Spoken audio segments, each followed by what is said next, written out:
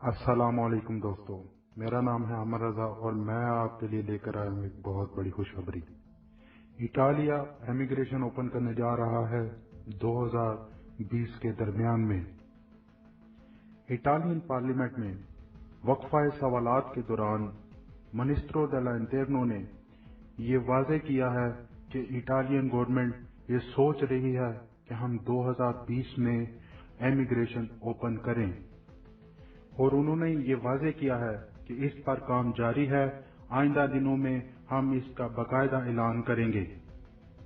Italian government جو کہ taxation کے لحاظ سے بدترین بحران کا شکار ہے، انہیں کوئی اور راہ نظر نہیں آ رہی۔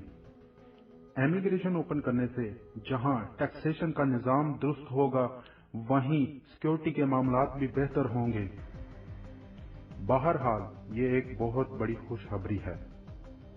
اس امیگریشن میں ان لوگوں کو فائدہ ہوگا جو کہ ریگولر اٹالین گورنمنٹ کو ٹیکس پے کر رہے ہیں اور جن کے پاس کام کا کانٹریکٹ ہے۔